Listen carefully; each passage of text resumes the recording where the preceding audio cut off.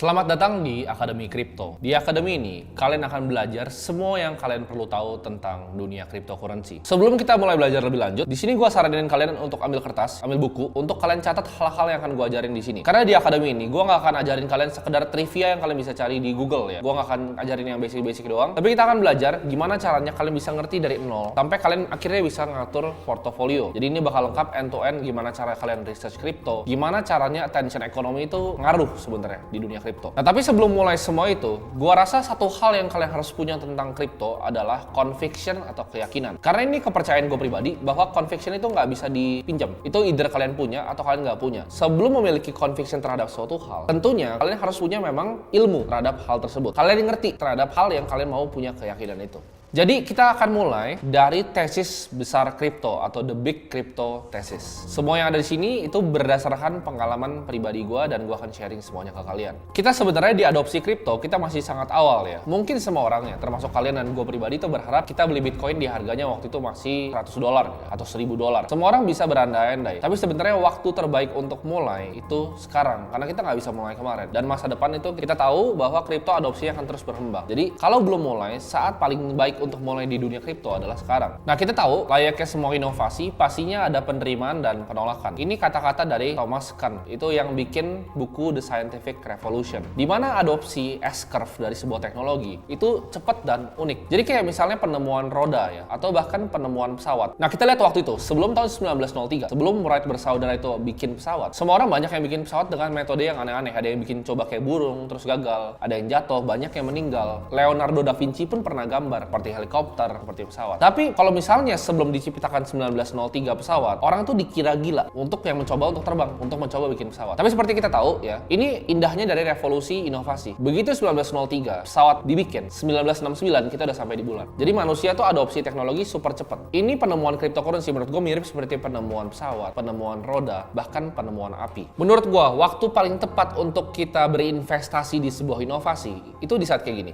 Teknologi itu udah berkembang, adopsinya udah cepat, kita ngerasa ini ada momentum nih. Tapi 99% orang di sekitar kita nggak ngerti tentang teknologinya. Contohnya seperti internet. Jadi waktu itu kan kita bisa lihat ya, zaman sebelum tahun 2000-an, internet tuh lagi marak. Semua orang tahu internet akan cepat segala macam, web 1.0 segala macam bakal cepat. Tapi nggak banyak yang ngerti tentang internet. Sama seperti web 2 awal keluar. Banyak yang tahu internet tuh akan booming, tapi banyak yang bahkan nggak percaya juga. Nah, kita lihat sekarang kalau misalnya di dunia kripto ya, di dunia kripto, di dunia Bitcoin ya, di dunia Ethereum. Mungkin semua orang udah dengar gitu. Semua orang udah tahu, oh ini growing ini Bitcoin gitu. Tapi kalau kita tanya ke teman kita tanya ke orang tua kita tanya bahkan ke keluarga kita, mereka nggak ngerti, mereka nggak bisa jelasin apa itu cryptocurrency. Nah, itu adalah menurut gue saat yang tepat. Di saat semua orang udah tahu, momentumnya udah ada, tapi orang nggak ngerti tentang asetnya. Itu saat yang terbaik untuk kita bisa membeli sebuah aset. Nah, kalian coba bayangin ya, uang itu banyak mengendap di aset-aset lama ya, ada sekitar 150 triliun US dollar itu mengendap di real estate, di global equity ya. Global equity itu adalah total stock market dunia, market cap-nya hampir 100 triliun US dollar. Dan sisanya ada government bonds, ada corporate bonds. Bitcoin itu baru berapa? Di saat videonya di shoot itu baru 300 billion US dollar. Dan market cap kripto itu di bawah 1 triliun. Jadi menurut kalian apakah ini adalah aset kelas yang akan terus growing atau tidak? Nah, sekarang gini, gue kasih kalian gambarnya ini. Kalau misalnya kalian itu adalah sebuah pengusaha ya, kita kasih coba contoh negara Argentina. Di saat waktu 2003, peso itu harganya $3. Sekarang itu peso harganya 150. Jadi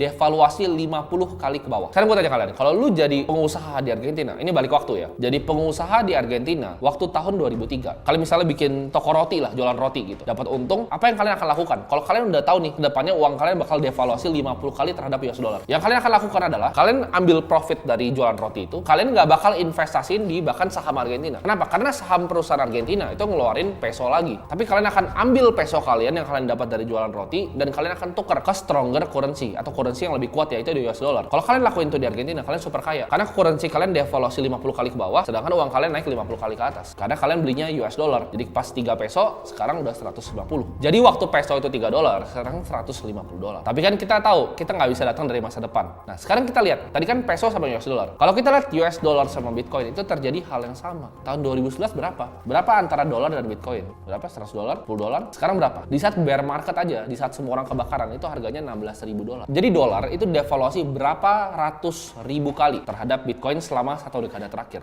Dan ini adalah aset yang terbaik performanya selama 1 dekade terakhir. Di sini gue percaya bahwa kripto itu akan akan merevolusi uang seperti internet merevolusi distribusi dari informasi. Kripto itu memisahkan antara pemerintahan dengan uang sama seperti zaman dulu ya, waktu dipisahkan antara pemerintahan dengan agama. Nah, kita tahu ya, di tahun 2009 itu ada yang terjadi global financial crisis di mana ada beberapa bankers yang greedy yang mengakibatkan semuanya itu runtuh karena subprime mortgage. Di situ tahun 2009 diciptakan oleh Satoshi Nakamoto, itu adalah pseudonymnya alias yaitu Bitcoin. Di situ ditulis di white papernya Bitcoin a peer-to-peer electronic cash system itu diciptakan. Ini diciptakan sama Satoshi dan dilepaskan ke dunia. Dan ini menjadi aset pertama tercepat dalam sejarah dunia ini untuk mencapai $1 triliun dalam valuasi. Awalnya ini kan banyak dicemooh ya sama praktisi di dunia finansial. Ini aset nggak jelas gitu kan. Tapi begitu dia reach $1 triliun valuasinya, ini mengambil mata banyak orang. Jadi kita lihat sampai Bank New York Mellon itu keluarin custodial Bitcoin, Fidelity, dan bank-bank besar lainnya. Mungkin kalian yang udah belajar sedikit tentang Bitcoin, kalian masuk ke dalam rabbit hole belajar Bitcoin ini. Tapi pertanyaan paling pentingnya adalah kenapa Satoshi itu ciptain sih Bitcoin ini? Sebenarnya apa untungnya buat dia? Jawabannya sebenarnya ada di permulaan dari Bitcoin ini sendiri ya, yaitu sebuah cerita yang berbeda dari cerita yang lain. Semua ini dimulai dari sosok misterius bernama Satoshi Nakamoto. Nah, orang tuh kalau misalnya di film-film atau di karakter superhero suka origin story yang baik. Ini ada yang fiksi dan ada yang kombinasi dari keduanya. Sebenarnya menurut gua kemunculan pencipta Bitcoin ini itu unik banget ya. Kenapa? Karena dia munculnya ya misterius tapi di abad 21. Dimana kita tahu semuanya itu bisa direcord,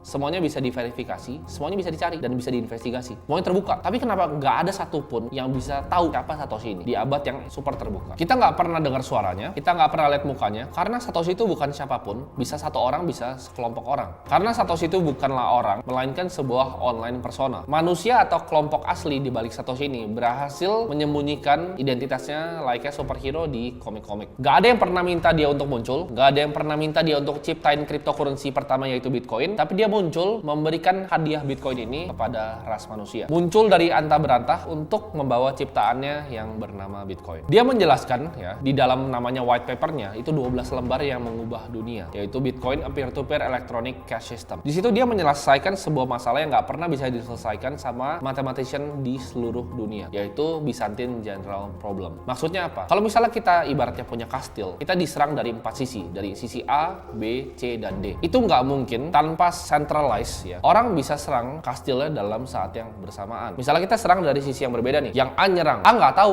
yang dibaliknya si C ini, apakah si C ini ikut nyerang atau enggak. Bisa jadi si A nyerang, si C ini mundur. Misalnya nih, kalau diserang 4-4-nya, kastilnya roboh. Tapi problemnya si A nggak tahu si C ini bakal nyerang. Si A nggak tahu si B ini bakal nyerang atau enggak. Si A nggak tahu si D bakal nyerang. Dan C juga sama. C nggak tahu nih. Wah, gue ntar nyerang sendiri, 3-nya mundur. Atau gue nyerangnya cuma berdua sama A, 2-nya mundur. Tanpa satu komando yang tersentralisasi, hal itu nggak bisa terjadi. Dan ini adalah problem yang diselesaikan oleh Satoshi dalam white papernya Bitcoin. Walaupun secara teori sebenarnya ini nggak bisa diselesaikan, tapi dia berhasil menyelesaikannya. Dan ini adalah solusi esensial yang dibawa dari dunia cryptocurrency. Penemuan ini tuh sebenarnya sama kayak format uang yang baru ya. Ini tapi uang yang berbeda. Nggak bisa disentuh, nggak bisa dikorupsi, tidak tunduk sama siapapun, tidak punya pemerintahan, menguasai tanpa dikuasai. Selama beberapa tahun, Satoshi ini maintain sistemnya ya. Jadi dia maintain sistemnya, dia engage sama community-nya. Bahkan dia ikut pre-mine bareng-bareng. Jadi nggak ada pre-mine Bitcoin, bukan kayak Ethereum. Dimana Vitalik pertama bisa pre-mine. Bitcoin itu nggak ada pre-mine-nya. Jadi sampai sekarang tuh masih pre-mine karena sebelum semua koinnya itu di mining. Nanti akan selesai pada tahun 2100-an. Selama beberapa tahun dia tetap develop nih Bitcoin ini, tapi suatu ketika dia rasa ini udah dalam tangan yang baik, lalu dia menghilang dan nggak pernah didengar lagi namanya. Setelah hari dia menghilang, jejaknya pun juga tidak pernah bisa ditemukan. Nah, tapi pertanyaannya apa yang terjadi setelah sebuah penemuan itu ditinggalkan oleh penciptanya? Kita lihat sekarang Bitcoin itu nggak ada CEO ya, bukan sebuah perusahaan,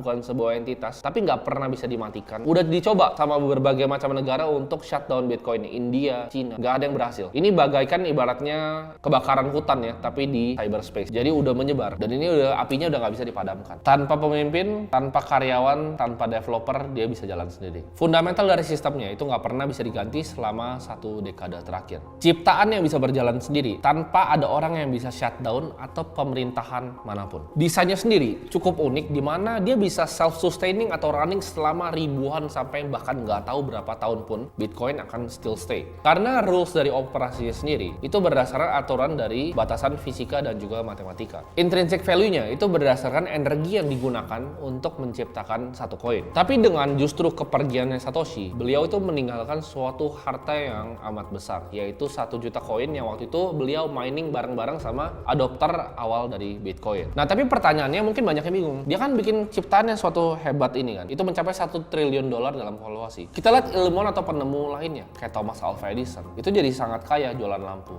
Tapi Satoshi ini nggak mau terkenal, nggak mau uang, nggak mau kekuasaan, padahal dia bisa ngambil semuanya. Dan kita lihat penemuannya sangat fenomenal sampai negara-negara contohnya yang gagal ya, seperti Venezuela, Zimbabwe, Turki, ya bentar lagi liranya itu udah mau jatuh, itu banyak yang mengadopsi justru Bitcoin menjadi legal tendernya mereka. Awalnya bahkan bank-bank besar seperti Fidelity itu mengolok-olok Bitcoin, tapi sekarang mereka juga ikut menawarkan Bitcoin kepada klien institusi mereka. Perusahaan besar seperti Facebook ya, Meta mencoba untuk menggantinya bikin koin sendiri, tapi kita tahu itu semua nggak ada yang berhasil. Di era modern ini sebenarnya perusahaan seperti Google, Facebook, TikTok itu monetize attention kita. Mereka memanfaatkan attention kita karena attention kita adalah resource yang sangat scarce. Dengan mulanya revolusi kripto ini bisa mematahkan kepercayaan kita sendiri ya. Jadi apakah kita harus jaga nih privacy kita? Apakah kita harus punya hak atau kebebasan akan data-data kita sendiri? Apakah gue bisa dikontrol sama pemerintahan atau dikontrol sama perusahaan? Dan apakah ada hal lain yang gue value sebenarnya sebagai manusia yang selain uang, selain kekuasaan, dan selain ketenaran layaknya Satoshi? Kita dulu percaya bahwa uang itu harus dikontrol sama central bank ya, central bank atau pemerintahan. Misalnya US itu sama The Fed, Indonesia sama Bank Indonesia. Tapi